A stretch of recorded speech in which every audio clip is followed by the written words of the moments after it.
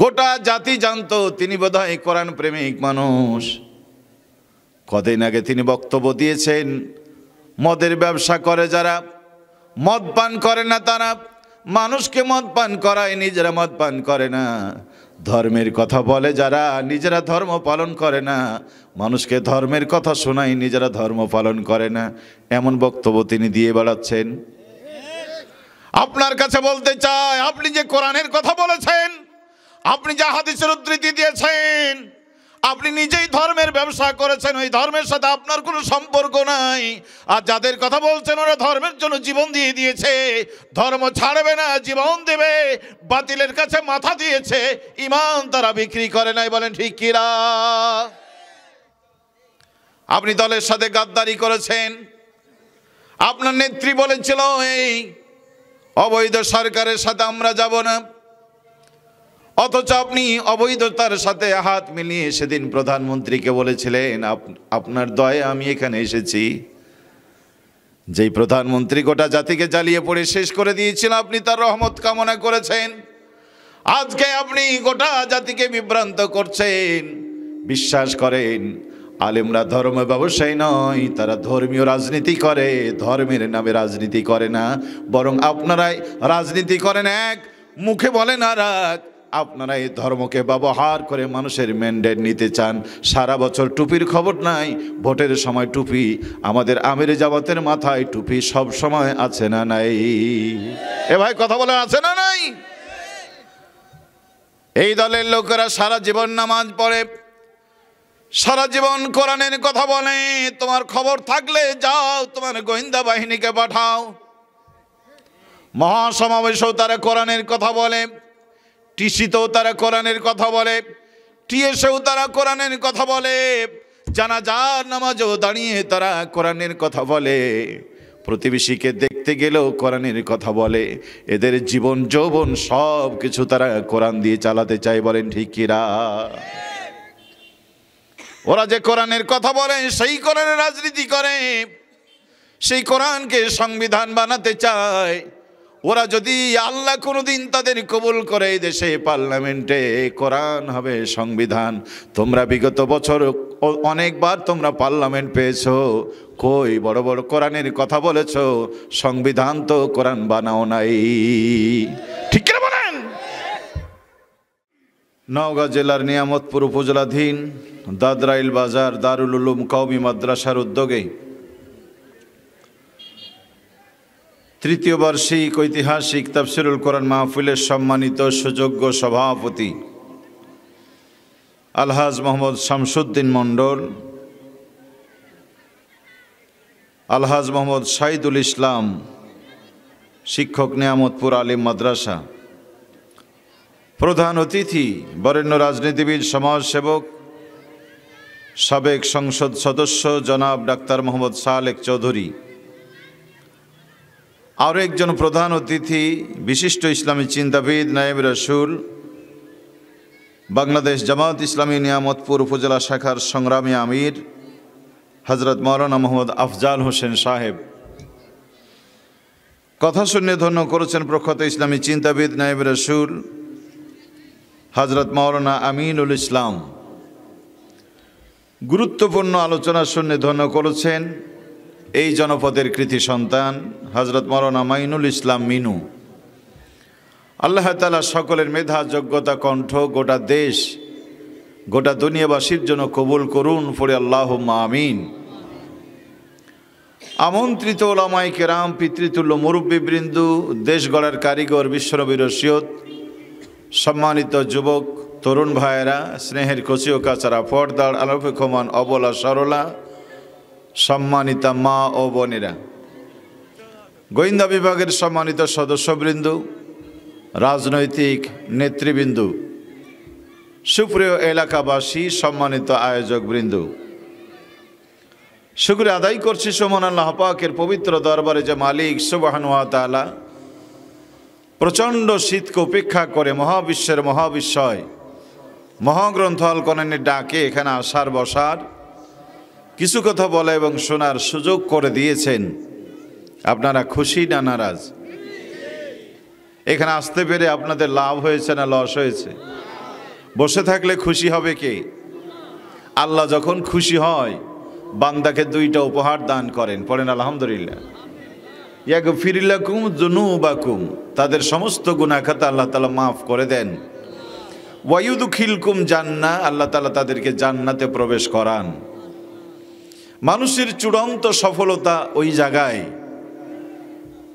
ফামান যুহজিহা আনিন নার ওয়া উদখিলাল জান্নাতা ফাকাদ ফাজ, জাহান্নাম থেকে বেঁচে জান্নাত প্রবেশ করলো যারা, জীবনের চূড়ান্ত সফলতার শিখরে উঠে গেল তারা, পড়েন আলহামদুলিল্লাহ। তাহলে আল্লাহ যদি জীবনের গুনাহ মাফ করে দেয়, জান্নাতে প্রবেশ করায় দেয়, তাহলেই তো সফল, নাকি বলেন? এখানে আমরা থাকলে খুশি হবেন কে? তো যে আল্লাহ রাব্বুল আলামিন এই জনপদের লক্ষ মানুষের ভিতর থেকে বাছাই করে আমাদেরকে এখানে আসবার সুযোগ করে দিয়েছেন, মালিকের দরবারে আমরা শুকরিয়া আদায় করছি, প্রশংসা করছি, কৃতজ্ঞতা ভরে আমরা সকলে পড়ছি আলহামদুলিল্লাহ। রব্বানা লাকাল হামদ হামদান কাসীরা তাইয়্যিবান মুবারাকান ফিহি।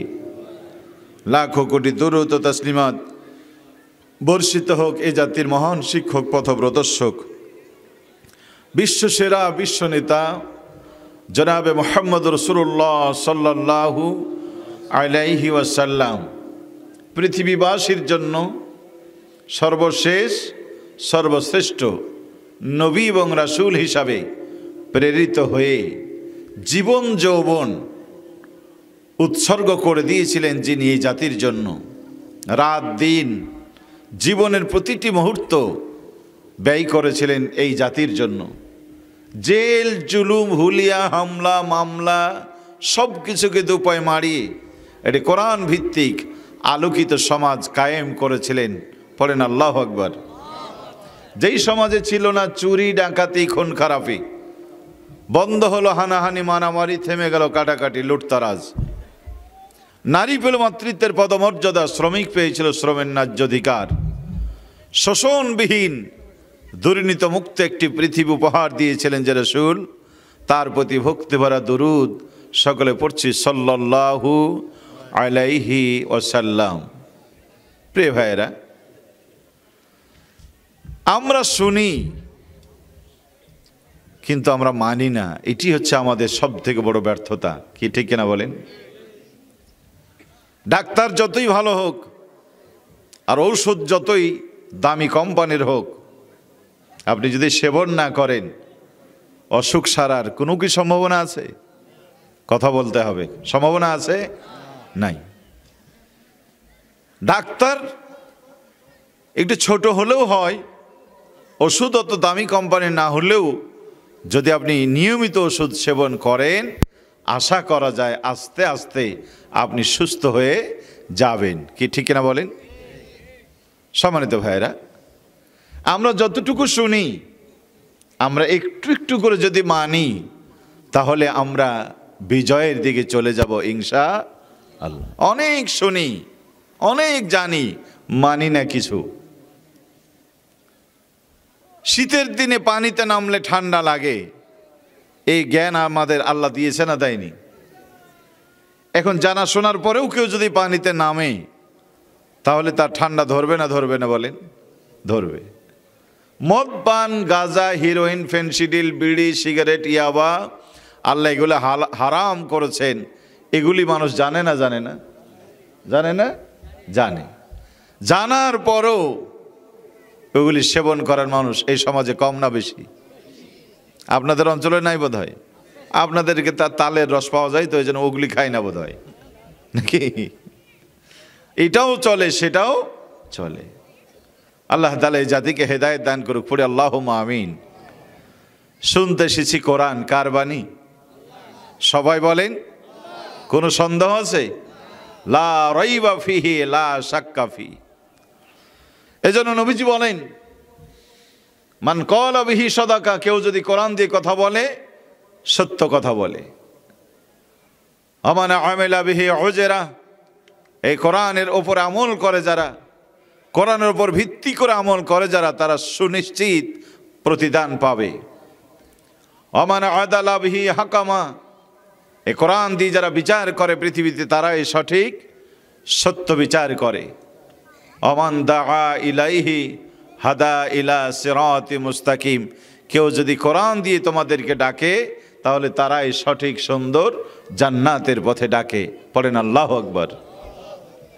এদেশে অনেক ডাকার লোক আছে, আমাদেরকে প্রতিদিন ডাকে, বিভিন্ন দল, বিভিন্ন মানুষ বিভিন্ন দিকে ডাকে, ডাকে না?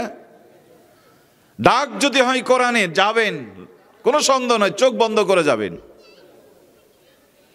ডাক যদি কোরআনের না হয়, ও যদি বাপ হয় ওর ডাকে সাড়া দিবেন না, ও যদি ভাই হয় ওই ডাকে সাড়া দিবেন না, ও যদি আপনার সন্তান হয় ওর ডাকে সাড়া দিবেন না।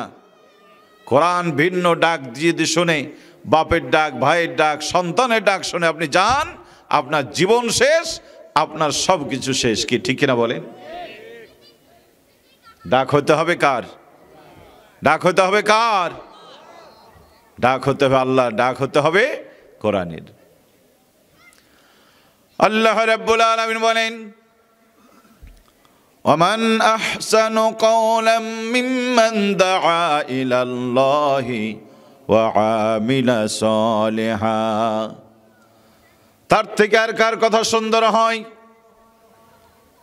আল্লাহ পাক বলেন, জাতির লোকেরা ওই মানুষের থেকে পৃথিবীতে সুন্দর কথা আর কারো হয় না, যে মানুষ নিজের খেয়ে পরে মানুষকে আল্লাহর দ্বীনের পথে ডাকে।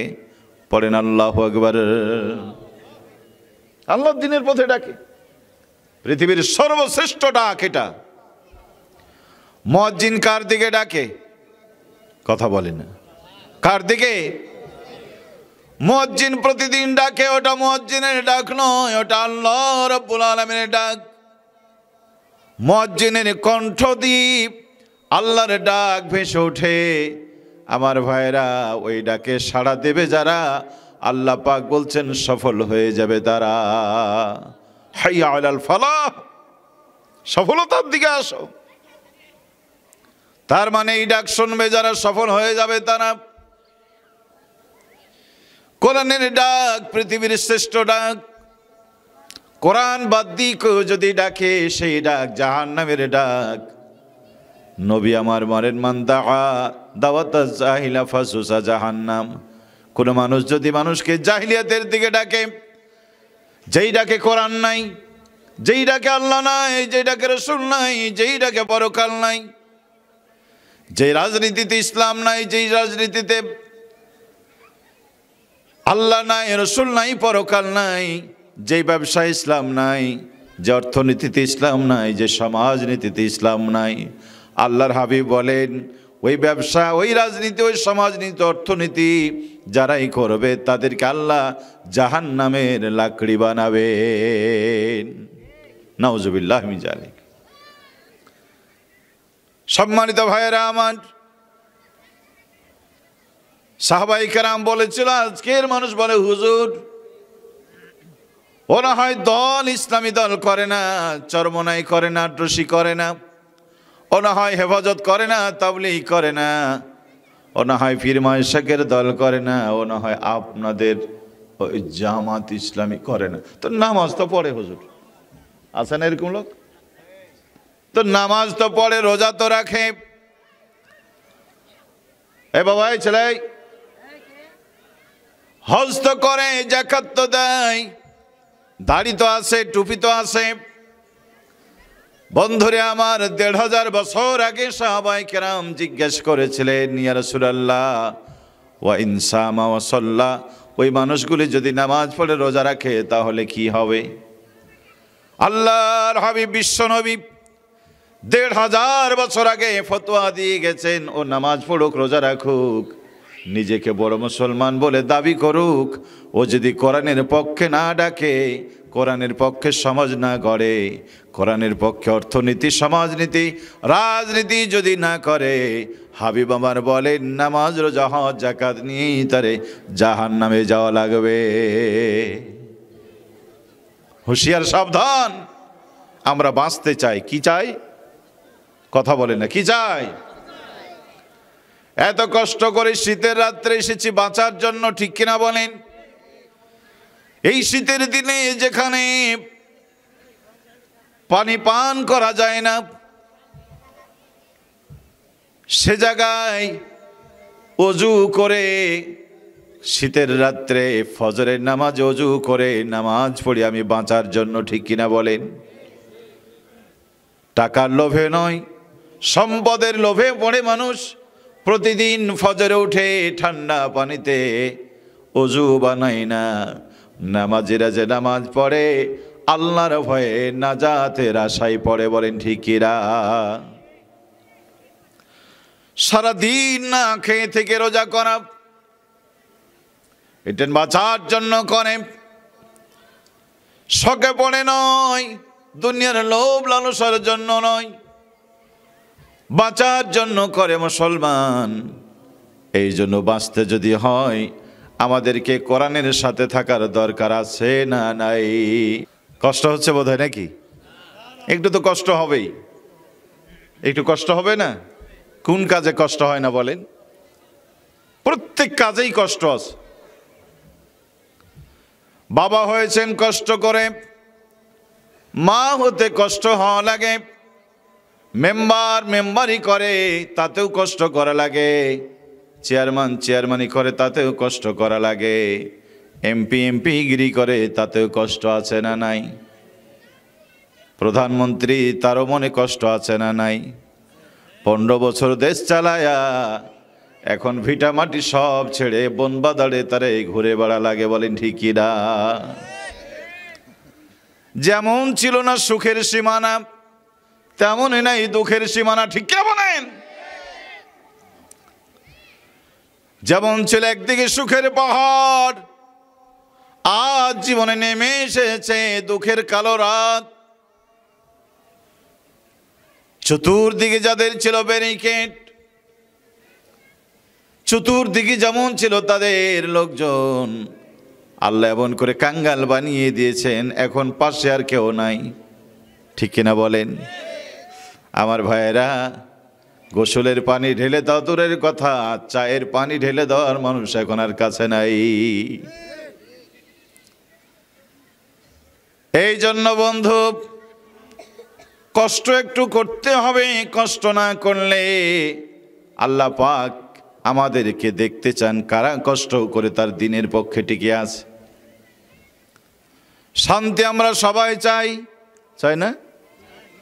শান্তি আমরা সবাই চাই, আপনারাও চান।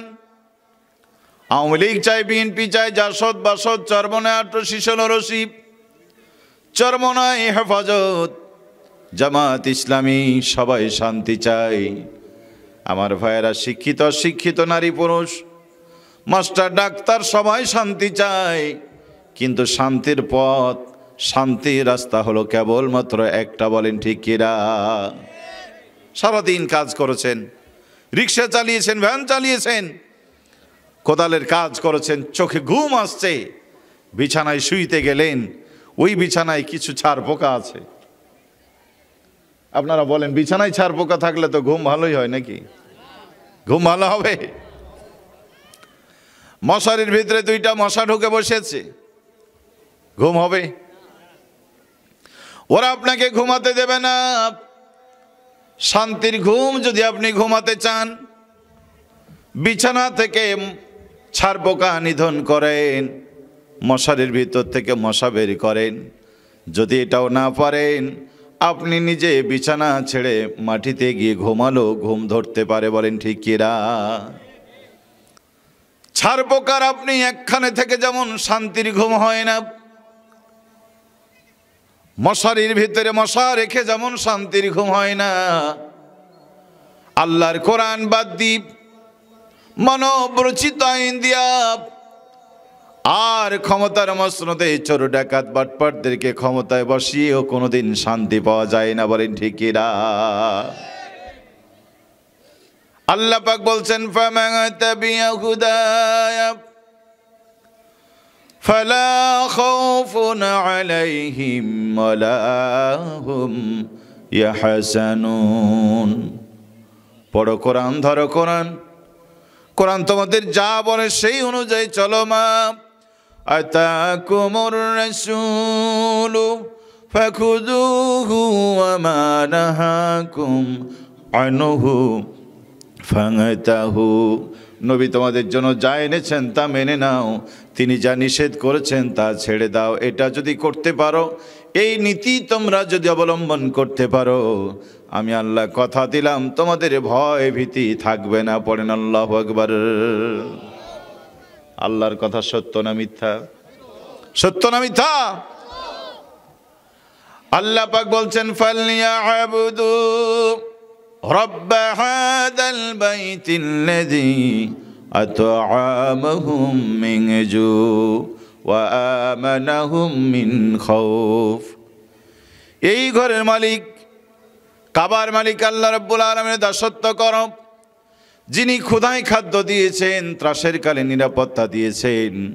আল্লাহ পাক বলছেন বাংলার মানুষ, তোমরা যদি আজ ওই আল্লাহর দাসত্ব করো, তোমাদেরকে ক্ষুধায় খাদ্য দেবেন, ত্রাসের কালে নিরাপত্তা দেবেন। ব্যবসা করতে গিয়ে ভয় থাকবে না, ছেলে মেয়ে স্কুল কলেজে পাঠায় চিন্তা থাকবে না, রাতের আধারে আপনার পথ চলতে অসুবিধা হবে না।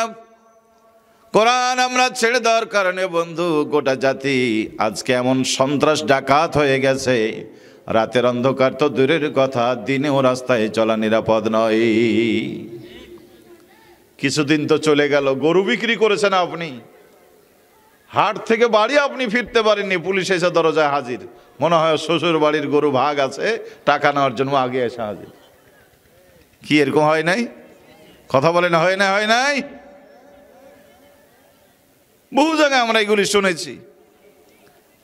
ধান বিক্রি করেছে বাজারে, গরু বিক্রি করেছে, পুলিশ রাতের বেলায় এসে হাজির, গরু বিক্রি করেছে টাকাতে, মনে হয় শ্বশুর বাড়ির গরুর ভাগ আছে তাই নিবে।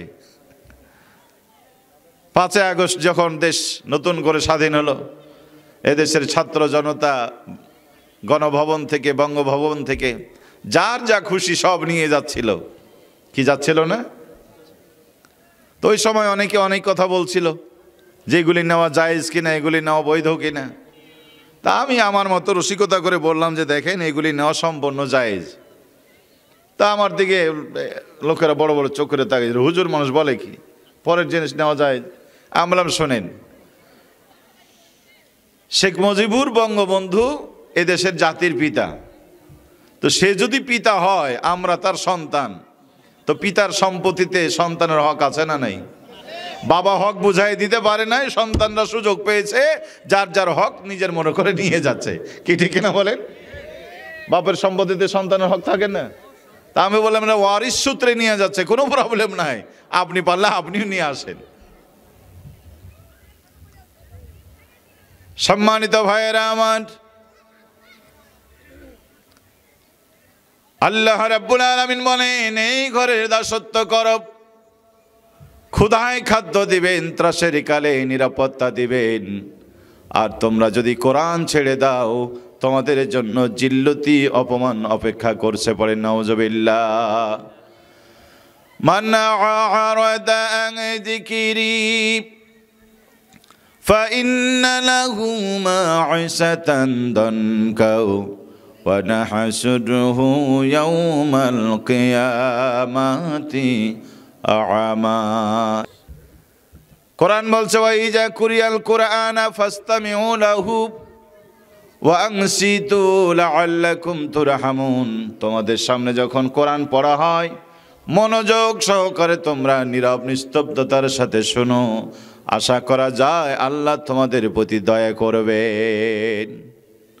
কোরআন শোনারও শর্ত আছে, কি আছে না? এটা সেই জিনিস না আপনি বাদাম খাবেন আর বিড়ি টানবেন, পেশাব করবেন আর বিড়ি টানবেন, এটা নয়। এই কালাম, কালামের রাব্বানি। চেয়ারম্যান সাহেব কথা বললে তার উপরে কথা বলা যায় না, এমপি সাহেব কথা বললে ওই মাহফিলে কথা বলা যায় না, মন্ত্রীর প্রোগ্রামে কথা বলা যায় না। ঠিক কিনা বলেন বন্ধুরা আমার? চেয়ারম্যান, মেম্বার, এমপি, মন্ত্রী, তাদের কথার দাম আছে, এটা আমি জানি, কিন্তু এই কথা আল্লাহর কথা, এই কোরআনের কথাগুলি আল্লাহর কথা। এই জাতীয় মাহফিলে যখন আলেমরা কথা বলে, বন্ধুরে আমার, ওই কণ্ঠটা আলেমের, কিন্তু কথাগুলি আল্লাহ রাব্বুল আলামিনের, ঠিক কিনা বলে? মেম্বারের সামনে আপনি নীরব হয়ে বসে থাকেন, চেয়ারম্যানের সামনে আপনি নীরব হয়ে বসে থাকেন, এমপি মন্ত্রীর কথাগুলি আপনি নীরব হয়ে শোনেন, আল্লাহর কথাগুলি কেন আপনি নীরব হয়ে শোনেন না? তার মানে বোঝা যায় আপনার কাছে আল্লাহ বোধহয় বড় নয়। প্রিয় ভাইয়েরা আমার, আল্লাহ পাক বলছেন, যে যারা কোরআন থেকে মুখ ফিরিয়ে নেবে আমি তাদের জন্য দুইটা সাজা রেখে দিয়েছি, একটা হবে তার দুনিয়ায়, একটা হবে আখিরাতে। দুনিয়ার সাজাটা হলো জিল্লত অপমান, মান সম্মান ইজ্জত থাকবে না, কামাইতে রুজিতে কোনো বরকত থাকবে না, ছেলে কথা শুনবে না বাবার, স্ত্রী কথা শুনবে না স্বামীর, ছাত্ররা কথা শুনবে না শিক্ষকের, কর্মীরা কথা শুনবে না নেতাদের, বড়রা সম্মান পাবে না, ছোটরা ভালোবাসা পাবে না। বলেন এমন যুগ আসবে না এসে গেছে? কিয়ামতের ময়দানে এই মানুষগুলিকে আল্লাহ অন্ধ বানায় তুলবেন। কোরআন থেকে মুখ ফিরানোর মানে কি? কোরআন থেকে ব্যবসার কথা বলেছে ওইটা দেখে না, কোরআন থেকে অর্থনীতির কথা বলেছে ওইটা দেখে না, কোরআন থেকে সমাজনীতির কথা বলেছে সেইটা মানে না, কোরআন থেকে রাজনীতি শিখিয়েছে ওইটা সে মানে না। মান কানা ফি হাজিহি আমা ওয়া ফিল আখিরাতি আমা। এই পৃথিবীতে যারা কোরআনের ব্যাপারে অন্ধ, কিয়ামতের ময়দানে আল্লাহ তাদেরকে অন্ধ বানায় তুলবেন। পড়েন নাউজুবিল্লাহ। অন্ধ বানিয়ে তুলবেন। সম্মানিত ভাইয়েরা আমার, এই কথাগুলি বহুকাল ধরে, ১৫০০ বছর ধরে জাতির কাছে উপস্থাপন হচ্ছে। স্বয়ং বিশ্বনবী কোরআনের দাওয়াত দিয়েছেন, জান্নাতি মানুষ সাহাবায়ে কেরাম দাওয়াত দিয়েছেন। একবার বুঝে থাকলে বলেন তো দেখি, নবীর ডাকে সবাই সাড়া দিয়েছে নাকি? দিয়েছে? সাহাবীদের ডাকে সবাই সাড়া দিয়েছে। আল্লামা দেলোয়ার হোসেন সাঈদী 50 বছর মানুষকে ডেকেছেন। কত ইহুদি, কত খ্রিস্টান, কত মুসলিম ইসলাম গ্রহণ করেছে বটে, কিন্তু কত মুসলমান শুনেছে আজীবন, সাঈদীর কথা মানে না একদিনও, বরং মানে না তো মানেই না। এই লোকটার ফাঁসির জন্য গণজাগরণ মঞ্চ তৈরি করেছে, এই লোকটার ফাঁসির জন্য রাজনীতি করেছে, এই লোকটারে ফাঁসি দেওয়ার জন্য আন্দোলন করেছে, সংগঠন করেছে। ওর নামে যখন মিথ্যা মামলার ফাঁসির অর্ডার হয়েছে, নিয়ামতপুরের বাজারে বসে, দাদ্রাইলের বাজারে বসে মিষ্টি খেয়ে আনন্দ করেছে এমন 2-4 জন কুলাঙ্গার আছে না নাই? হায় রে মুসলমান, তুমি কোরআনের কথা শুনলে না, কোরআনওয়ালাদের কথা শুনলে না। আমার এক ভাই বন্ধু সম্ভবত আমিনুল ভাই বলে গিয়েছেন, হয় আলেম হও, নইলে আলেমের পিতা হও, নইলে আলেমের সঙ্গী হও, নইলে আলেমকে ভালোবাসতে শিখো। এর বাইরে তুমি যেও না, কপাল পুড়ে যাবে। আলেম তুমি হতে পারলে না, আলেমের বাবাও হতে পারলে না, আলেমের বন্ধুও সাজতে পারলে না, বরং আলেমকে মারার জন্য তোমার টাকা কড়ি নষ্ট করেছো। কিয়ামতের ময়দানে আল্লাহ তোমাকে হাত পা বেঁধে জাহান্নামের মধ্যে নিক্ষেপ করবে। ঠিক কি বলেন? তুমি যেই নেতার অপেক্ষা করছো, তোমার সাথে ওই নেতাও বাধা থাকবে। ওই নেতা তোমার ছাড়াতে পারবে না। এই জন্য বন্ধু, কোরআন বলছে, ইন্নামা তুনজিরু মানিত্তাবা'আয যিকরা ওয়া খাশিয়ার রাহমান বিল গায়ব। ও নবী, আল্লাহকে যারা ভয় করে, না দেখা জিনিসগুলিকে যারা বিশ্বাস করে তারা এই কোরআন শুনবে, তারা এই কোরআন মানবে। তার মানে কোরআন মানে তারা আল্লাহকে ভয় করে, যারা কোরআন মানে তারা পরকালকে বিশ্বাস করে, তারা কোরআন মানে না, আল্লাহ মানে না, বুঝতে হবে তারা আল্লাহকেই বিশ্বাস করে না, পরকালেই তাদের বিশ্বাস নাই। যদিও দাঁড়িয়ে আছে, যদিও নামাজ পড়ে, যদিও তাহাজ্জুদ পড়ে, মূলত এগুলি করে ইউরাউনান নাস, মানুষকে দেখানোর জন্য তারা করে, মানুষকে লোভ সামলানোর জন্য তারা করে।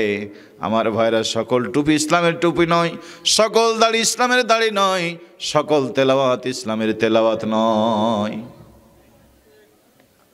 উকবা ইবনে আবি মুঈত, উলামায়ে কেরাম আছেন, উকবা ইবনে আবি মুঈত সে ছিল বিশাল ব্যবসায়ী।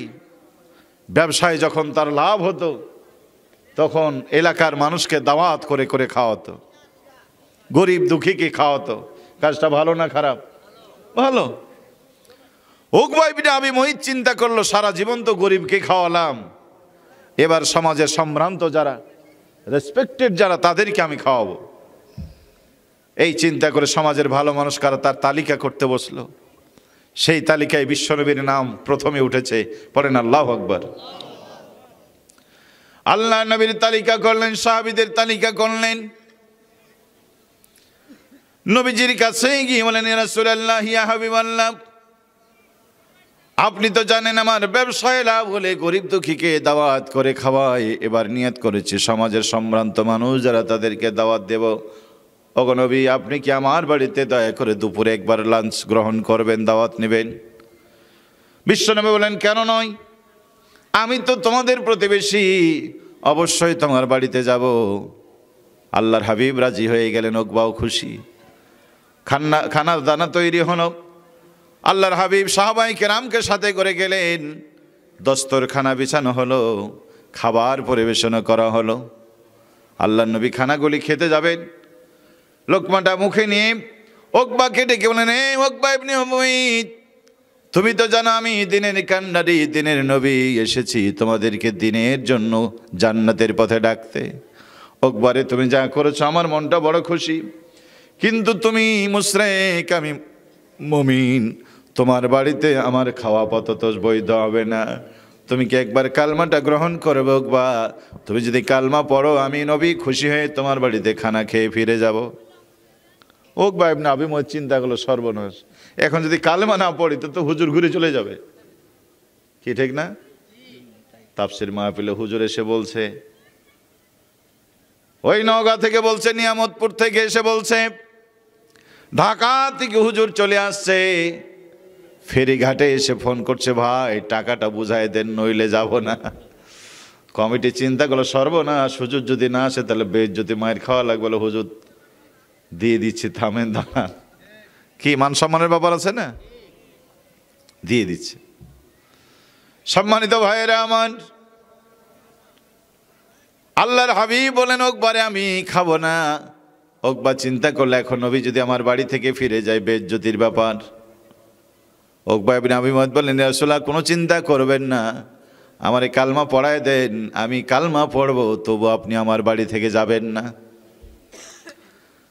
রহমতে আলম বিশ্বনবীর জান্নাতি হাতের উপরে হাত রেখে উকবা ইবনে আবি মুঈত পড়লেন, লা ইলাহা ইল্লাল্লাহু মুহাম্মাদুর রাসূলুল্লাহ সাল্লাল্লাহু আলাইহি ওয়াসাল্লাম। নবীজি খেলেন, সাহাবায়ে কেরামও খেলেন, সবাই খুশি।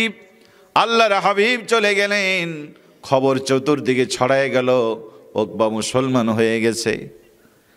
নেতার কানে খবর চলে গেল, আবু জেহেলের কানে খবর গেল, উকবা নাকি মুসলমান হয়ে গেছে। উকবাকে ডেকে বলেন, উকবা, তুই আমার পার্লামেন্টের মন্ত্রী, তুই আমার দলের মহাসচিব, আমার দলের মহাসচিব হয়ে ওই জামাতির বাড়িতে গিয়েছিস, আজকের ভাষায় তোর তো সাহস না, তোর তো পদ থাকবে না। উকবা বলছে, ও নেতাজি, আপনি যা শুনেছেন কানের কথা ঠিক, কিন্তু মনের কথা আপনি জানেন না। ওই কালমা আমি ইমানের কালমা পড়ি নাই, আমি ওটা রাজনীতির কালমা পড়েছি। ইজ্জত বাঁচে না, সম্মান থাকে না, সম্মান বাঁচানোর জন্য আমি কালমা পড়েছি। বিগত বছরে আপনারা দেখেছেন সংসদে দাঁড়িয়ে আমাদের এক ভাই কোরআনের কথা আয়াত তুলে তুলে বলতেন, গোটা জাতি জানতো তিনি বোধহয় কোরআন প্রেমিক মানুষ। কদিন আগে তিনি বক্তব্য দিয়েছেন, মদের ব্যবসা করে যারা, মদ পান করে না তারা মানুষকে মদ পান করায়, নিজেরা মদ পান করে না। ধর্মের কথা বলে যারা, নিজেরা ধর্ম পালন করে না, মানুষকে ধর্মের কথা শোনায়, নিজেরা ধর্ম পালন করে না। এমন বক্তব্য তিনি দিয়ে বেড়াচ্ছেন। আপনার কাছে বলতে চাই, আপনি যে কোরআনের কথা বলেছেন, আপনি যে হাদিসের উদ্ধৃতি দিয়েছেন, আপনি নিজেই ধর্মের ব্যবসা করেছেন, ওই ধর্মের সাথে আপনার কোনো সম্পর্ক নাই। আর যাদের কথা বলছেন ওরা ধর্মের জন্য জীবন দিয়ে দিয়েছে, ধর্ম ছাড়বে না, জীবন দেবে, বাতিলের কাছে মাথা দিয়েছে, ঈমান তারা বিক্রি করে নাই। বলেন ঠিক কিনা? আপনি দলের সাথে গাদ্দারি করেছেন। আপনার নেত্রী বলেছিল এই অবৈধ সরকারের সাথে আমরা যাব না, অথচ আপনি অবৈধতার সাথে হাত মিলিয়ে সেদিন প্রধানমন্ত্রীকে বলেছিলেন আপনার দয়ে আমি এখানে এসেছি। যেই প্রধানমন্ত্রী গোটা জাতিকে জ্বালিয়ে পড়ে শেষ করে দিয়েছিল, আপনি তার রহমত কামনা করেছেন। আজকে আপনি গোটা জাতিকে বিভ্রান্ত করছেন। বিশ্বাস করেন, আলেমরা ধর্ম ব্যবসায়ী নয়, তারা ধর্মীয় রাজনীতি করে, ধর্মের নামে রাজনীতি করে না। বরং আপনারাই রাজনীতি করেন এক, মুখে বলেন আর এক। আপনারা এই ধর্মকে ব্যবহার করে মানুষের ম্যান্ডেট নিতে চান। সারা বছর টুপির খবর নাই, ভোটের সময় টুপি। আমাদের আমির জামাতের মাথায় টুপি সব সময় আছে না নাই? এ ভাই কথা বলে আছে না নাই? এই দলের লোকেরা সারা জীবন নামাজ পড়ে, সারা জীবন কোরআনের কথা বলে। তোমার খবর থাকলে যাও, তোমার গোয়েন্দা বাহিনীকে পাঠাও। মহাসমাবেশেও তারা কোরআনের কথা বলে, টিসিতেও তারা কোরআনের কথা বলে, টিএসেও তারা কোরআনের কথা বলে, জানাজার নামাজেও দাঁড়িয়ে তারা কোরআনের কথা বলে, প্রতিবেশীকে দেখতে গেলেও কোরআনের কথা বলে। এদের জীবন যৌবন সব কিছু তারা কোরআন দিয়ে চালাতে চায়। বলেন ঠিক কিনা? ওরা যে কোরআনের কথা বলে, সেই কোরআনের রাজনীতি করে, সেই কোরআনকে সংবিধান বানাতে চায়। ওরা যদি আল্লাহ কোনোদিন তাদের কবুল করে, এই দেশে পার্লামেন্টে কোরআন হবে সংবিধান। তোমরা বিগত বছর অনেকবার তোমরা পার্লামেন্ট পেয়েছো, কই বড় বড় কোরআনের কথা বলেছো, সংবিধান তো কোরআন বানাও নাই। ঠিক কিনা বলেন? এই উকবা ইবনে আবি মুঈত বলল, নেতাজি আমি ইমানের কালমা পড়ি, ওটা রাজনীতির কালমা, সম্মান বাঁচানোর জন্য কালেমা। দেখবেন অনেক নেতারা আছে, নির্বাচন আসলে টুপি রাখে, দাড়ি রাখে, পাঞ্জাবি গায়ে দেয়। ঠিক না বলেন? কোরআন বগলে নিয়ে নিয়ে ঘুরে। প্রায় তো স্বৈরাচারী পালাতক সেই খুনি হাসিনা 96 পার্লামেন্টে আসার আগে মাথায় পট্টি পরে, হাতে তসবিহ নিয়ে জাতির সামনে এসে কেঁদে কেঁদে ভোট চেয়েছিল। নির্বাচন যখন আসে তাদের কেউ বলে লা ইলাহা ইল্লাল্লাহ, নৌকার মালিক তুমি আল্লাহ, লা ইলাহা ইল্লাল্লাহ। পরেরটা বলেন কিসের শেষে? আমরা তো কোনোদিন বলি না লা ইলাহা ইল্লাল্লাহ, দাড়ি পাল্লার মালিক তুই আল্লাহ। কারণ আমরা বললেও এই কথা ঠিক, না বললেও এই কথা ঠিক। বরং তোমরা ইসলামের জন্য লা ইলাহা ইল্লাল্লাহ বিসমিল্লাহ ব্যবহার করো। এদেশের ধর্মের ব্যবসা করলে তোমরাই করো, আমরা ধর্মের ব্যবসা করি না, আমরা ধর্মীয় রাজনীতি করি। বলেন ঠিক কিনা? যে কোরআন পড়ি নামাজে, সেই কোরআন মানতে চাই সমাজে। যেই কোরআন দিয়ে তাহাজ্জুদের নামাজ পড়ি আমরা, সেই কোরআন দিয়ে বিচারালয় চালাতে চাই। বলেন ঠিক কিনা? উকবা ইবনে আবি মুঈত বলল, নেতাজি ওটা রাজনীতির কালমা। আবু জেহেল বলল, বুঝি কি করে? সত্যি যদি তুমি অন্তর থেকে এই কালমা না পড়ো, আগামীকালকে নবীকে দাওয়াত দেবে, আর মুহাম্মাদের মুখে থুতু নিক্ষেপ করে তুমি প্রমাণ করবে তুমি ঈমান আনো নাই। পরে নাউজুবিল্লাহ। শয়তান কাকে বলে, কত প্রকার কি কি। উকবা ইবনে আবি মুঈত রাজি হয়ে গেল। পরের দিন আবার নবীকে দাওয়াত করলেন, ইয়া রাসূলুল্লাহ আমার বাড়িতে আপনার দাওয়াত, আজকেও আপনি আসবেন, সাহাবায়ে কেরামকে নিয়ে আসবেন। আল্লাহর হাবিব মনে মনে চিন্তা করেন, উকবা গতকাল একা ঈমান এনেছিল, আজকে বোধহয় দলবল নিয়ে ঈমান আনবে। সেই জন্য নবীজি আবার গেলেন, বিশ্বনবীর সামনে দাঁড়ায় হাঁটুর সামনে হাঁটু গেড়ে দিয়া নবীজি যখন সকলকে কালমার তালকিন দেবেন, এই দুষ্ট দুরাচার আল্লাহর হাবিবের চেহারা মোবারক লক্ষ্য করে থুথু নিক্ষেপ করে দিয়েছে। জোরে জোরে পড়ে নাউজুবিল্লাহ। আল্লাহ রাব্বুল আলামিন কুদরতের বাতাস দিয়া সেই থুথুগুলি তার মুখে ফিরায় দিয়ে নবীকে বাঁচিয়ে দিলেন।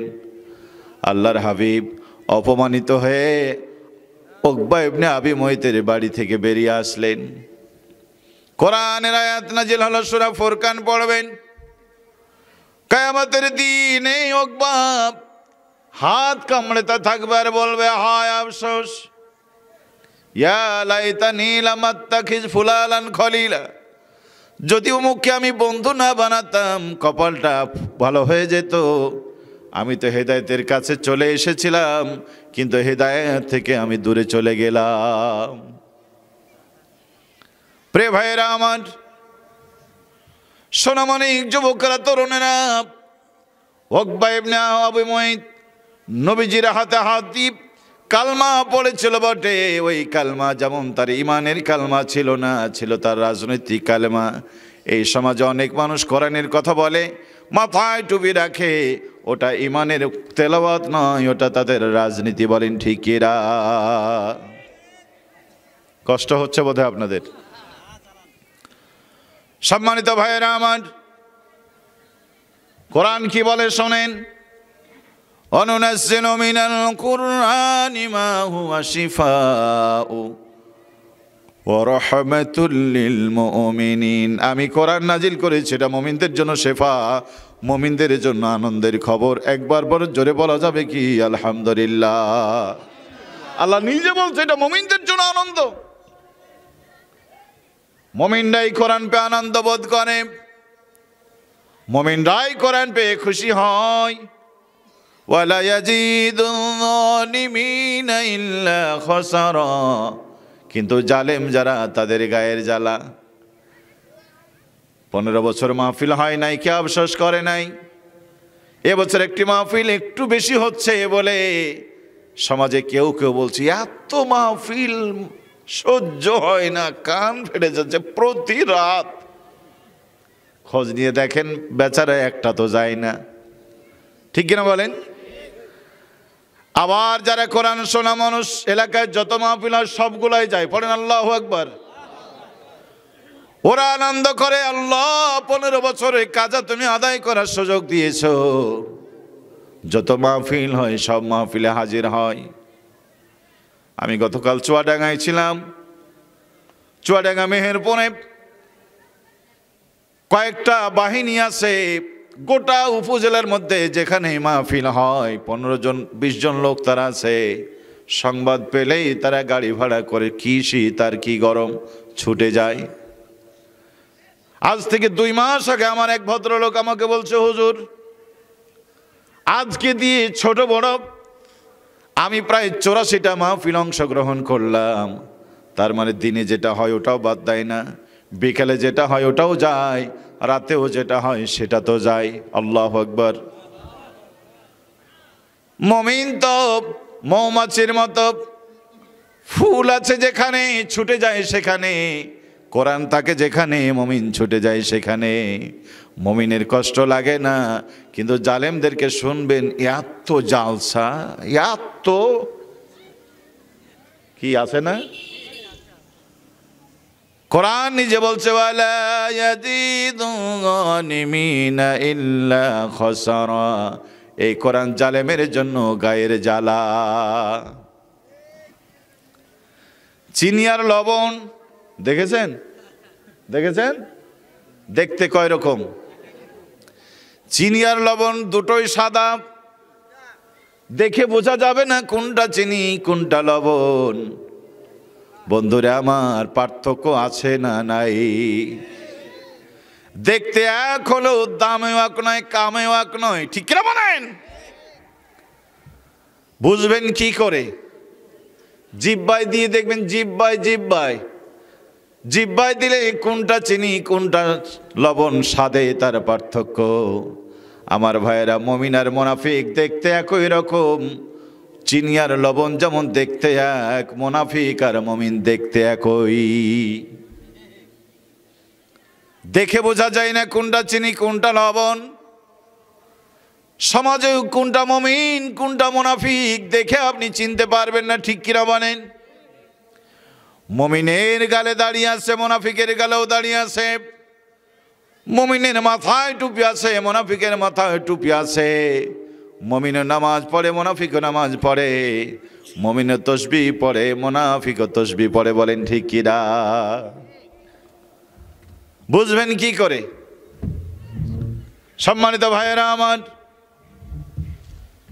কিয়ামত পর্যন্ত পিপিলিকা যদি না খেয়ে মরে যায়, সাদা দেখেও লবণের কাছে যাবে না। আবার যদি মায়ের খেয়ে জীবন চলে যায়, চিনি যেখানে ও চিনি ছাড়া বাঁচে না। কি ঠিক না? কালকে নিয়ে যান বাজার থেকে চিনি, দোকানদার বলবে ভাই চিনি নিয়ে যাচ্ছেন, একটা চক পিস নিয়ে যান, দাগ দিয়ে দিবেন চতুর্দিকে, পিপিলিকা আসবে না। চিনি রেখে এবার চতুর্দিকে আপনি দাগ দিয়ে দিবেন, বর্ডার দিয়ে দিবেন, দেখবেন একটু পরেই কতগুলি পিপিলিকা আসে। 144 ধারা ভঙ্গ করে বর্ডার ভেঙে তারা ঢুকে পড়ে। কি ঢুকে না? ওই বর্ডার ক্রস করতে গিয়ে কেউ মারা যায়, কেউ বা আহত হয়। হাজার হাজার পিপিলিকা ওরা দেখে বর্ডার ক্রস করতে গিয়ে কতগুলি মারা গিয়েছে, এরপরও তারা বসে থাকে না। জানা শোনার পরেও চিনির লোভ সামলাতে না পেরে তারাও বর্ডারে ঢুকে পড়ে, ঠিক কিনা বলেন? মাথায় নষ্ট মামা বাজারে গিয়ে বলল সর্বনাশ, পিপিলিকার জ্বালায় আর চিনি বাঁচানো যায় না। দোকানদার বলল চিন্তার কারণ না, এক্ষুনি কোম্পানির মালিক এসেছিল, বিষ দিয়ে গেল, নাম তার ফিনিশ, নিয়ে যান, একবার দিবেন শেষ। বিষের নাম কি? ফিনিশ দিলেই 14 গোষ্ঠী শেষ। এবার ফিনিশ চতুর্দিকে ছিটায় দিয়েছেন, চিনি রেখেছেন, মিষ্টি রেখেছেন মধ্যখানে। পিপিলিকা আসবে না? আসবে না? হাজার হাজার পিপিলিকা আসবে। ওই বিষ পান করে অনেকেই মারা যাবে। কোটি কোটি পিপিলিকা ওই লাশের মাথা মারিয়ে চিনির কাছে হাজির হবে, কারণ চিনি যেখানে পিপিলিকা আছে সেখানে। বলেন ঠিক কিনা? আমার ভাইয়েরা, হামলা মামলা ষড়যন্ত্র করে পিপিলিকাকে চিনি থেকে যেমন আলাদা করা যায় না, পিপিলিকার কাছে চিনি যেমন মিষ্টি, একজন মুমিনের কাছে কোরআন, আল্লাহর কোরআন হাজার হাজার লক্ষ কোটি গুণে বেশি মিষ্টি। পড়েন মারহাবা, আল্লাহু আকবার। শীতের ভয় মুমিন করে না, গরমের ভয় মুমিন করে না, জেল ভয় মুমিন করে না, ফাঁসির রশি মুমিন ভয় পায় না। বিগত 15 বছর এই কোরআনের সাথে আসতে দেবে না, কোরআনের কাছে যেতে দেবে না। এই জন্য রাষ্ট্র ব্যবস্থা তাদের বিরুদ্ধে দাঁড়িয়েছে, ঠিক কিনা বলেন? র্যাব দ্বীপ, পুলিশ দ্বীপ, বিজেপি দ্বীপ, সেনাবাহিনী দ্বীপ, যৌথ বাহিনী দিয়া, নিজেদের গুন্ডা বাহিনী দিয়ে কত মানুষকে তারা মেরেছে। হাজার হাজার মানুষের নামে মামলা। মুজাহিদের গলায় রশি, নিজামীর গলায় রশি, কত আলেমরা জেলখানায় ঘর থেকে তুলে নিয়ে হাফেজে কোরআনকে ক্রস ফায়ার করে দিয়েছে, ঠিক কিনা বলেন? এরপরেও বলেন তো দেখি, মুমিনেরা কোরআনের সাথে আছে না নাই? এই মাহফিলে 2-4 জন থাকতে পারেন যাদের নামে ইতিমধ্যে এখনো 5টা মামলা আছে না? প্রিয় ভাইয়েরা, বাংলাদেশের সব থেকে শান্তপ্রিয় জেলা নওগাঁ। এই শান্তপ্রিয় নওগাঁতেই যদি এমন হয়, আপনি সাতক্ষীরা যান, আপনি ঝিনাইদহে যান, চাঁপাইনবাবগঞ্জে যান, ঘরে ঘরে মামলা। বাবাও নাই বাড়িতে, মাও নাই বাড়িতে, সন্তানও। সম্মানিত ভাইয়েরা আমার, আলিয়া শান মোহাম্মদ মুজাহিদ ফাঁসির মঞ্চে ব্যারিস্টার আরমানকে তুলে নিয়ে গেছে। ঘরে স্বামীও নাই, সন্তানও নাই, কি করে ওই নারী ওই মা বেঁচে থাকতে পারে বলেন ঠিক কিনা? স্বামী চলে গেল, সন্তানের খোঁজ নাই। স্বৈরাচার বিদায়ের পরে ব্যারিস্টার আরমান 8 বছর পরে মায়ের কাছে ফিরে এসেছে। সম্মানিত ভাইয়েরা আমার, এত জুলুম এত অত্যাচারের পর মুমিনরা কোরআন ছেড়ে দেয় নাই। এটাই আল্লাহ পাক বলছেন, মুমিনের জন্য আমি কোরআন নাজিল করেছি শেফা, জালেমের জন্য তাদের গায়ের জ্বালা বলেন ঠিক কিনা? প্রিয় ভাইয়েরা আমার, চিনি আর লবণ দেখতে যেমন এক, মুনাফিক আর মুসলমান দেখতে এক। আলাদা করবেন কিভাবে? মুমিন যেই কোরআন দিয়ে নামাজ পড়ে, সেই কোরআন দিয়ে ব্যবসা করে। মুমিনেরা যে কোরআন দিয়ে নামাজ পড়ে, সেই কোরআন দিয়ে অর্থনীতি চালায়। মুমিন যে কোরআন দিয়ে রোজা রাখে, সেই কোরআন দিয়ে তারা সমাজনীতি, অর্থনীতি, রাজনীতি করে বলেন ঠিক কিনা? কিন্তু মুনাফিকেরা নামাজে কোরআন পড়ে, সমাজে তারা কোরআন মানে না, রোজা রাখে কোরআন দিয়ে, ব্যবসা করে না কোরআন দিয়ে, হজ করে কোরআন দিয়ে, স্লোগান দেয় না কোরআন দিয়ে, তাহাজ্জুদের নামাজে কোরআন পড়ে কিন্তু রাজনীতি তারাও করে, কোরআনের রাজনীতি মানে না। এমন মুনাফিক এই সমাজে আছে না নাই? ওরা আবার বলে সব কিছু করতে না পারলো তো কিছু করি। কিছু করার না করা, এটা না করার মতোই। এই মাদ্রাসা কর্তৃপক্ষ বিশাল আয়োজন করেছে, 56,000 টাকা দিয়ে গরু কিনে জনগণকে খাওয়িয়েছে। সন্ধ্যার পর থেকে 9টা পর্যন্ত খাওয়িয়েছে। আলহামদুলিল্লাহ, অনেকে খেয়ে টাকা দিয়ে তারা বাড়ি চলে গিয়েছে। তাদের ধারণা যে আমরা টাকা পেয়েছি, মাহফিল একটা দিয়েছি, হুজুরকে এনে দিয়েছে, মঞ্চ দিয়েছে, মাইক আছে, লাইট আছে, মৌলবি আছে, ওরা যা পারবে করুক, আমরা আমাদের ধান্দায় থাকি। এতক্ষণ ধরে ছেলে পিলে গল্প করে, গুজব করে, হানা মানে চিল্লা ফিল্লা, আপনাদের কেউ দেখার নাই? এমন আয়োজন করেন কেন? আমরা কি বক্তব্য দিয়ে হকারি করে বেড়াবো নাকি?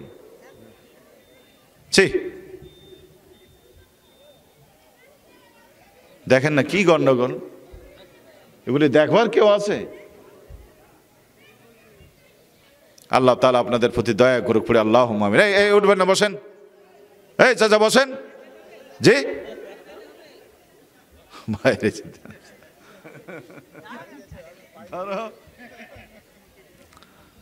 সম্মানিত ভাইয়েরা আমার, কষ্ট হচ্ছে আপনাদের নাকি? কথা কি কিছু বলবো না শেষ করে দেব? 10-15 মিনিট থাকা যাবে তো ইনশাআল্লাহ? ইনশাআল্লাহ। আমি আমার দায় থেকে বলছি, প্রিয় ভাইয়েরা, আপনারা যতই কষ্ট পান, আমি একটা দায়বদ্ধতার থেকে আপনাদেরকে বলছি, ফিরে আসতে হবে বন্ধু। কি ঠিক কিনা বলেন? এই কোরআনকে আপনার সাক্ষী বানাতে হবে। কোরআন আপনার বিপক্ষে সাক্ষী হয়ে গেলে আপনাকে বাঁচাবার মতো কেউ থাকবে। ভালো করে শোনেন, ওরা বলছে কিছু, সব না পারলেও কিছু তো করি। কোরআন বলছে উদখুলু ফিস-সিলমি কাফা, পরিপূর্ণ ইসলামের মধ্যে প্রবেশ করো। আর আপনি বলছেন সব কিছু না পারলেও কিছু কত করি। আরে ভাই, কিছু করার না করা এটা না করার মতোই। আপনার ছেলে পরীক্ষা দিয়ে 32 পেয়েছে, কত পেয়েছে? পাস না ফেল? আর কত হলে পাস করতো? এই যে 1 পেজ পাইনি, 32 পেয়েছে, 32-এর কোনো দাম আছে? আছে বলেন? কয়ের জন্য? 1-এর জন্য 32-এর কোনো দাম নাই। ওজুর ফরজ কয়টা? 4টা। আপনি তিনটা ঠিক মতো করেছেন, একটা করেননি, কোনো অসুবিধা আছে? আগে যে তিনটা করেছেন এর কি আছে, আপনার মূল্য আছে? নামাজের ভিতরে বাইরে 13 ফরজ, 12টাই করেছেন, একটা করেন নাই। 12 ফরজের কোনো দাম আছে নাকি? আপনার পুকুরের চতুর্দিকে 4টা গেট আছে পানি বের করা, 3টা গেট আপনি লাগায় রেখেছেন, একটা মাত্র গেট খুলে রেখেছে, তাও আবার ছোটটা, কোনো অসুবিধা আছে? ওই এক গেট দিয়ে সব মাছ বেরিয়ে যাবে, ঠিক কিনা বলেন? ওই 3 গেট লাগিয়ে রাখার কোনো মূল্য নাই বন্ধু। আপনার ঘরের ভিতরে 3টা জানালা, 2টাই লাগায় রেখেছেন, উত্তর দিকের জানালা লাগা নাই, বাতাস সেখান থেকে ঢুকবে, দরজা লাগানো, জানালা বন্ধ, এক জানালার এক পাল্লা যদি খোলা থাকে, রাতের ঘর আপনাকে বরফ বানায় দিবে।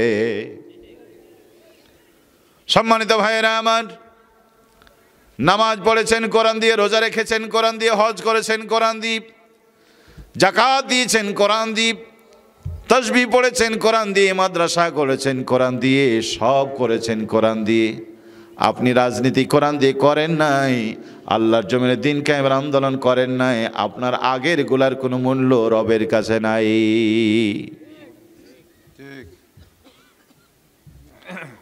আব্দুল্লাহ ইবনে উবাই বিন সালুল নবীর হাতে হাত দিয়ে কালমা পড়ে মানুষ, সারা জীবন নবীর মসজিদের মুসল্লি ছিলেন, ফরজ রোজা ছেড়ে দেয় নাই, ফরজ নামাজ ছেড়ে দেয় নাই। মরণের পরে নবী তার জানাজা দিলেন, মরণের পরে নবী তার জুব্বা খুলে তার এই কাফনের কাপড়ের জন্য দিলেন, বিশ্বনবী তার মুখে লালা নিয়ে তার ঠোঁটের সাথে লাগাই দিলেন। জানাজা শেষে নবী হাত তুলে দোয়া করলেন, যে নবী হাত তুলে দোয়া করলেন আল্লাহ উহুদের পাহাড়কে স্বর্ণ বানিয়ে দিতে চায়, সেই নবী আজকে হাত তুলে দোয়া করেন, আল্লাহ পাক বলেন হাবিব হাত নামাও, দোয়া করো আর না করো এর জন্য দোয়া কবুল হবে না। বিবেক থাকলে ভেবে দেখেন, নবীর মুসল্লি ছিল, নবীর জুব্বা তার গায়ে এখন কাফন, বিশ্বনবী তার জানাজা দিয়েছে, বিশ্বনবী তার জন্য দোয়া করছে, অথচ আল্লাহ বলছে নবী দোয়া কবুল হবে না, হাত নামায় নাও। কি অপরাধ তার ছিল বলেন? সারা জীবনের আমল তালাশ করলে বন্ধু শরীয়তের কোনো বিধান সে ভায়োলেশন করে না, একটা মাত্র খবর পাওয়া যায়, উহুদের যুদ্ধের দিন 300 লোক নিয়ে নবীর দল থেকে আলাদা হয়ে গিয়েছিল,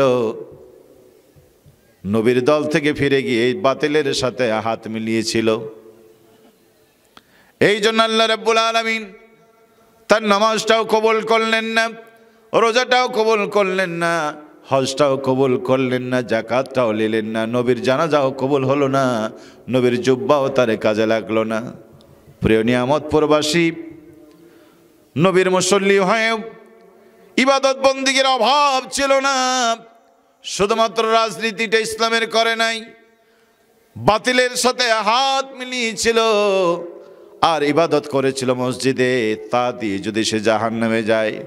এই সমাজে অসংখ্য মানুষ আছে নামাজ পড়ে, রোজা রাখে, হজ করে, যাকাত দেয়, কিন্তু আল্লাহর দেখানো নবীর শেখানো রাজনীতি করে না।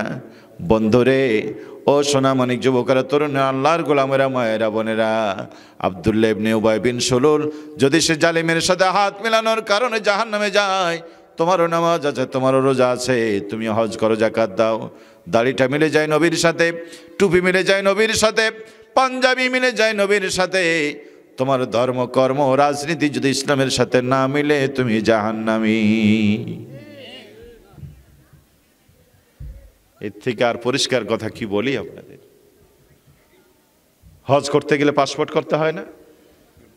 বিদেশ গেলে পাসপোর্ট লাগে, পাসপোর্ট করতে গেলে হাতের আঙ্গুলের ছবি লাগে, আবার যখন আপনি বিদেশ যাবেন ইমিগ্রেশনে হাতের আঙ্গুলের ছবিগুলি আবার পরীক্ষা করা হয়, এগুলি আপনার না অন্য কারো? 10টা আঙ্গুলে 9টার ছবি মিলে গেছে, একটা মিলেনি, বিদেশ যাওয়া হবে? হবে না। কয়টা মিলেনি? একটা।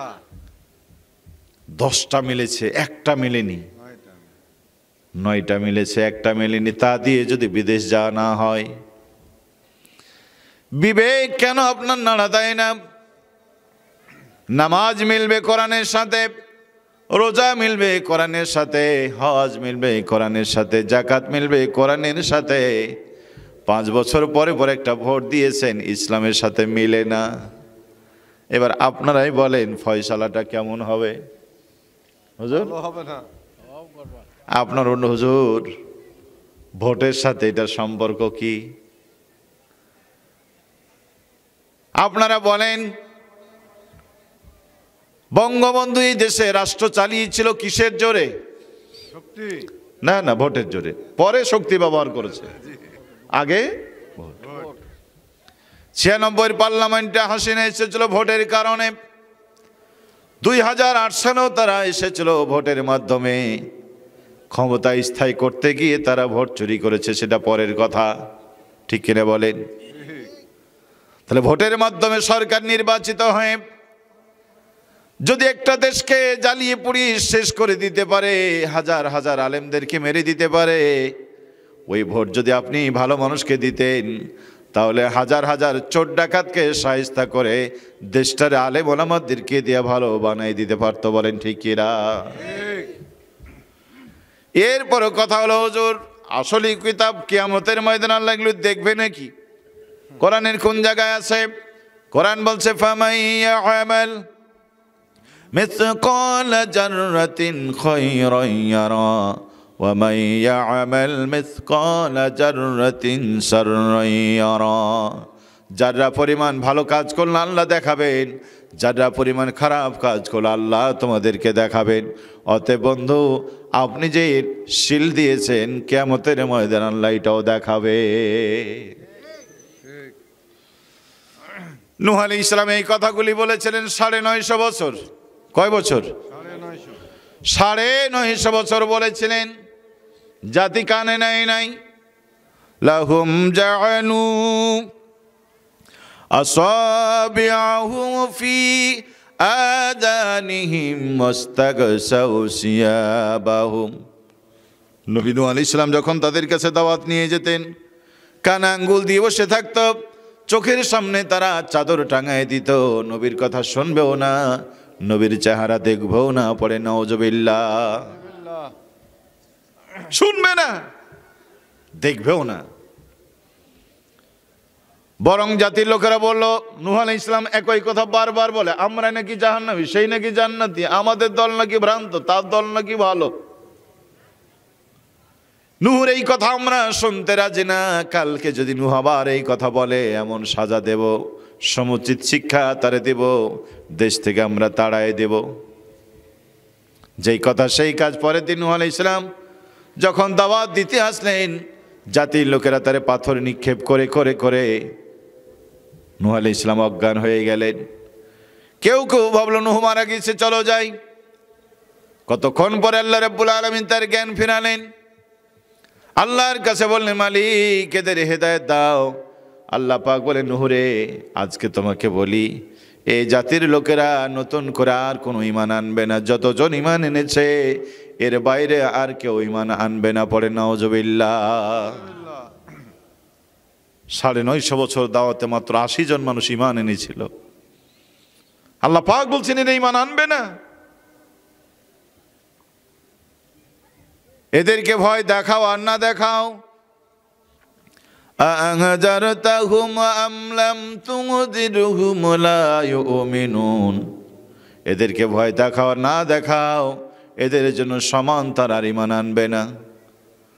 নূহ আলাইহিস সালাম অধৈর্য হয়ে গেলেন। আল্লাহ, এত মার খেলাম, এত কষ্ট করলাম, তারপরও যদি তারা ঈমান আনতো, আমি দাওয়াতের কাজ চালিয়ে যেতাম। ঈমান যেহেতু আনবে না, এই জাতিকে তুমি আর রাখার দরকার নাই। লা তাজার আলাল আরদি মিনাল কাফিরিন দাইয়ারা। মালিক, এই কাফেরদেরকে তুমি ধ্বংস করে দাও। এর দ্বারা কি প্রমাণ হয়? আল্লাহ মানতে রাজি নয়, নবী মানতে রাজি নয় যারা, পৃথিবীতে বেঁচে থাকার অধিকার তাদের নাই। বলেন ঠিক কিনা? আমার নবী রহমতে আলম যদি না হতেন, ওই দোয়া দিয়ে জাতিকে ধ্বংস করে দিতেন, কিন্তু নবী আমার সেই দোয়া করলেন না। বলেন, আল্লাহ উম্মতকে মরণ পর্যন্ত সুযোগ দাও যেন তারা ফিরে আসতে পারে।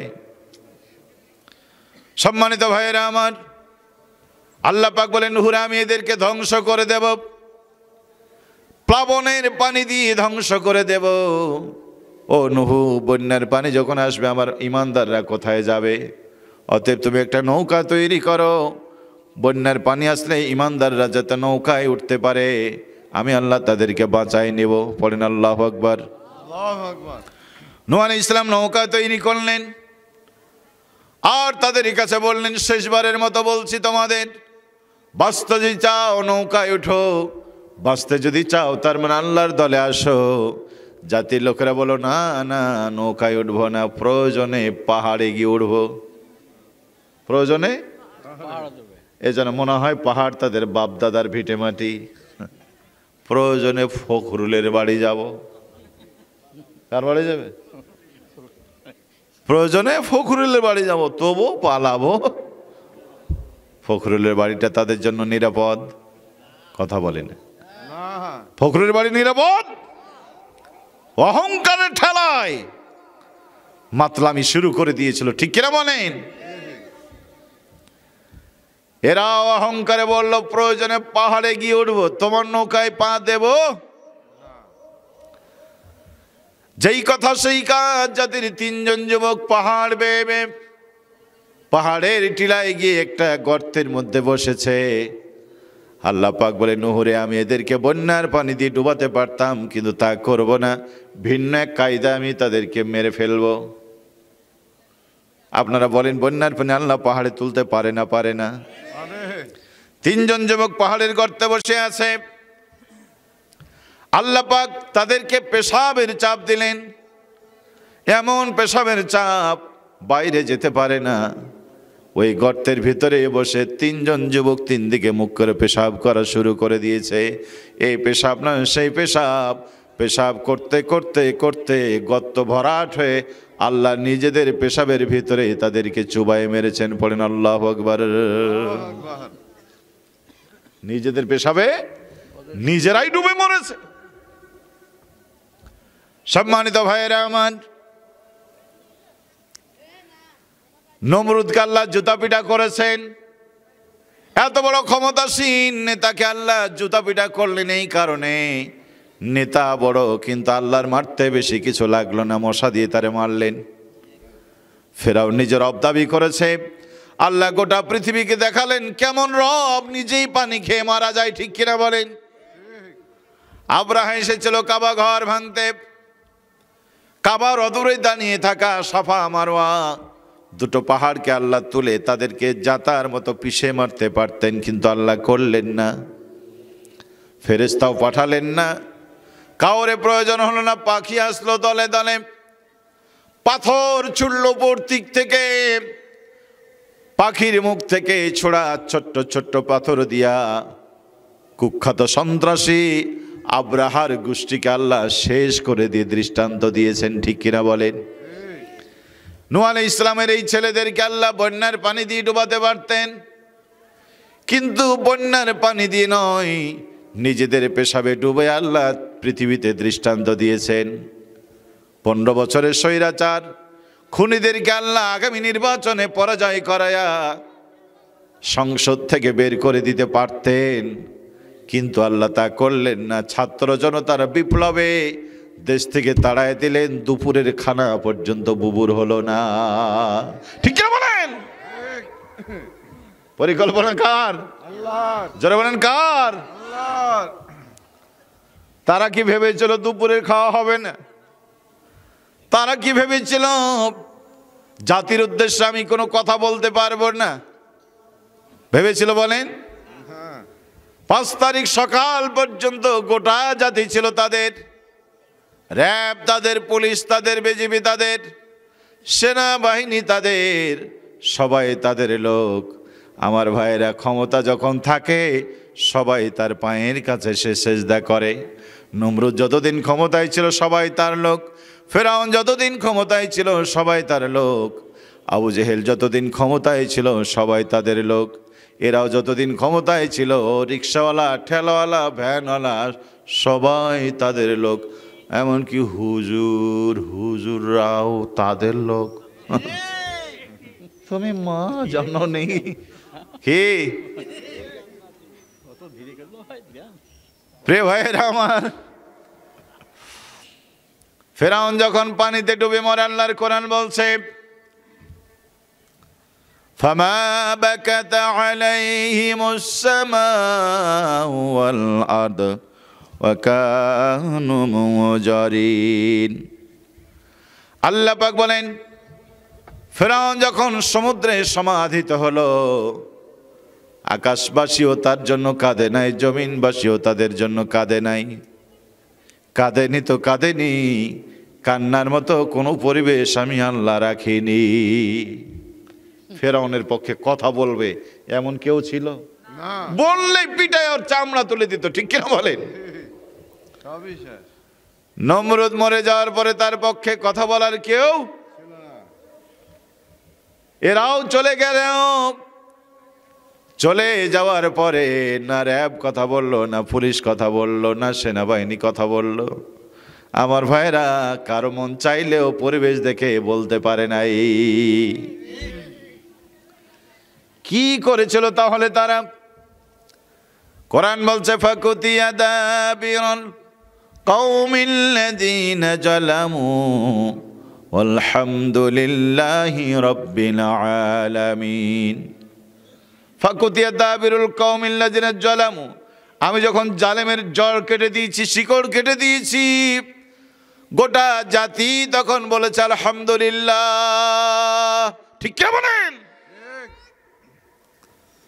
এই জন্য প্রিয় ভাইয়েরা, মায়েরা কোরআনের সাথে থাকুন। মারে ও মা, বিশ্বনবী তার মেয়ে ফাতেমাকে ডেকে বলছেন, ফাতেমা আমার কলিজার টুকরা মেয়ে ফাতেমা, আমল করো, আমল করো। হাসান হোসেনের পরিচয় দিয়ে বাঁচবে না মা, আলীর পরিচয় দিয়ে বাঁচবে না, আমি নবীর কন্যা, এই পরিচয় দিয়ে তোমার বাঁচার উপায় নাই। আমল করো, আমল করো। নিজের আমল না থাকলে সেদিন বাঁচানো যাবে না। আল্লাহু আকবার। কিয়ামতের ময়দানে নবী নূহ আলাইহিস সালাম ছেলের জান্নাত নিতে পারবে না, লূত আলাইহিস সালাম স্ত্রীর জান্নাতে নিতে পারবে না, ইব্রাহিম আলাইহিস সালাম বাবার জান্নাতে নিতে পারবে না, বিশ্বনবী চাচা আবু তালেবকে জান্নাতে নিতে পারবে না। ঠিক কিনা বলেন? কার ঘাড়ে ভর দিয়ে বসে আছেন? কোন পীরের মুরিদ আপনি? আকাম করবেন আপনি? পীর সাহেব জাহাজ নিয়ে আসবে, এগুলি মিথ্যা, ভাওতা, ধোকা। ঠিক কিনা বলেন? নবী যদি তার আহালকে বাঁচাতে না পারে, আহালকে ডাকে বললেন, আলী, হাসান, হোসেন, মা ফাতেমা, নিজের আমল নিজে করো, 3 জায়গায় আমি তোমাদের উপকার করতে পারবো না। জাহান্নামের উপর দিয়ে রাস্তা, কেউ যদি স্লিপ করে জাহান্নামে পড়ে যায়, আমি হাত তুলে ধরে তুলতে পারবো না। আমলটা আল্লাহ ওজন দেবেন। হালকা যদি হয়ে যায় কারো আমল, আমি নবী ভারী করতে পারবো না।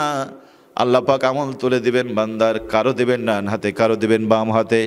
কারো আমল যদি বাম হাতে চলে আসে, আমি নবী সে আমল কেড়ে নিয়ে কারো ডান হাতে তুলে দিতে পারবো না। পড়েন আল্লাহু আকবার। আল্লাহু আকবার। প্রিয় নিয়ামতপুরবাসী, একবার স্মরণ করেন সেই দিনটা কত ভয়াবহ। আমাদের আপনজন, পৃথিবীতে সব থেকে আপন হলো মা, সব থেকে আপন হলো বাবা, সব থেকে আপন হলো সন্তান। আল্লাহ পাক বলছেন দিন এত ভয়ানক হবে, ইয়াউমা ইয়াফিরুল মারউ মিন আখিহি ওয়া উম্মিহি ওয়া আবিহি ওয়া বানিহি। সেদিন তোকে দেখে তোর মা পালিয়ে যাবে, ভাই পালিয়ে যাবে, বাবা পালিয়ে যাবে, বন্ধু পালিয়ে যাবে, যোজন যোজন বিয়োজন হয়ে যাবে, কেউ কারো সাহায্যে এগিয়ে আসবে না। ওয়ালা তাজির ওয়াজিরাতুন বিজরা উখরা। কারো বোঝা কারো ঘাড়ে দেব না। আব্দুর রহমান, তোর হিসাব তোরেই দিতে হবে। হে আমেনা, হে সকিনা, হিসাব তোরে দিতে হবে। এই জন্য নিজের হিসাবটা আগে নিজে করো। কালমা পড়ো, মুসলমান হওয়ালা। তামুতুন্না ইল্লা ওয়া আনতুম মুসলিমুন। মুসলমান না হয়ে মরো না। আরে মুসলমান যদি হতে হয় তোমার রবকে ভয় করা লাগবে। এই জন্য আল্লাহ পাক বলছেন ইয়া আইয়ুহাল্লাযীনা আমানুত্তাকুল্লাহ, ঈমানদারেরা আল্লাহকে ভয় করো। হাক্কা তুকাতিহি, ভয় করার মতো ভয় করো। ওয়ালা তামুতুন্না ইল্লা ওয়া আনতুম মুসলিমুন। মুসলমান না হয়ে মরো না। মুসলমান যদি হতে হয় আমাদের এখন থেকেই চেষ্টা করতে হবে। ছেলেগুলিকে মাদ্রাসায় দেন, মেয়েগুলিকে মাদ্রাসায় দেন, নিজের ঘরটা মাদ্রাসা বানান, কোরআনের শিক্ষা করেন। আল্লাহ যদি দুটো ছেলে মেয়ে দেয় একটারে মাদ্রাসায় দেন, আল্লাহ যদি তিনটা ছেলে মেয়ে দেয় দুটোর মাদ্রাসায় দেন। মায়েরা বোনেরা মাদ্রাসার কিছু শিক্ষা গ্রহণ করান, ব্যারিস্টার বানাবেন, ইঞ্জিনিয়ার বানাবেন, আপত্তি নাই।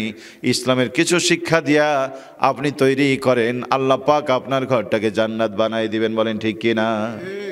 এই দারুল উলুম কওমি মাদ্রাসা তারা আয়োজন করেছে কষ্ট করে, 3 জন শিক্ষক রেখে নিজেদের আয়োজনে খাবার দাবার ফ্রি করে লেখাপড়ার ব্যবস্থা করেছে। এত সুযোগ দিয়েছে যাতে করে এলাকার মানুষ দিন শিখতে পারে। এই জন্য একটা ছেলে একটা মেয়ে মাদ্রাসায় দিবেন, দিন শিখাবেন। হতে পারে কিয়ামতের ময়দানে ওটাই নাজাতের ওসিলা হয়ে যেতে পারে। বলেন ঠিক কিরা? ভালো থেকো বন্ধু যদি বেঁচে থাকি, দেখাবার চারিদিকে মৃত্যুর হাহাকার শুনি, হৃদয়ে ক্রন্দন সবার। মনটাকে ধুয়ে মুছে সাফ করে নাও, বেলা বুঝি হয়েছে যাবার, দেখা হবে আবার। ঠিক না বলেন? আপনাদের সামনে একটু চাদর যাচ্ছে, 10, 20, 50 যে যতটুকু পারবেন আল্লাহর হস্তে একটু দেবেন। মায়েরা বোনেরা আপনাদের ভিতরে ছোট ছোট মেয়েদেরকে দেন। যাও বাবা যাও, মাদ্রাসার ছেলেরা যাও। যে উঠবেন না, দোয়া করে যাবেন। ভাই এতক্ষণ কষ্ট করলেন, দোয়াটা করে যাবেন। 10, 20, 50 যে যতটুকু পারবেন। আলহামদুলিল্লাহ আপনারা দান করেছেন সবাই। কর্তৃপক্ষের জন্য এখানে কোনো কালেকশন রাখেন নাই, মুখতাসার আপনারা যতটুকু পারবেন আপনারা দানে অংশগ্রহণ করবেন। আল্লাহ পাক আমাদের এই কথাগুলি বুঝে বাস্তব জীবন আমল করার তৌফিক দান করুক, পড়ি আল্লাহুম্মা আমিন। যারা সার্বিকভাবে সহযোগিতা করলেন আল্লাহ সকলকে কবুল করুন। মায়েরা বোনেরা আপনারা একটু ছোট ছোট মেয়েদেরকে দিয়ে একটু চাদর দেন, আল্লাহ তাআলা আপনাদেরকে কবুল করুন। একটু জিকির করেন লা ইলাহা ইল্লাল্লাহ, লা ইলাহা ইল্লাল্লাহ, সুবহানাল্লাহ আলহামদুলিল্লাহ, লা ইলাহা ইল্লাল্লাহ, সুবহানাল্লাহ আলহামদুলিল্লাহ, লা ইলাহা ইল্লাল্লাহ। কথা বলবেন? জি আলহামদুলিল্লাহ। এখনই দোয়া হবে। আল্লাহ তাআলা আপনাদেরকে কবুল করুন, পড়ে আল্লাহুম্মা আমিন। اللهم آمين اللهم آمين. اللهم آمين. ربنا ظلمنا أنفسنا وإن لم تغفر لنا وترحمنا لنكونن من الخاسرين. رب ارحمهما كما ربياني صغيرا.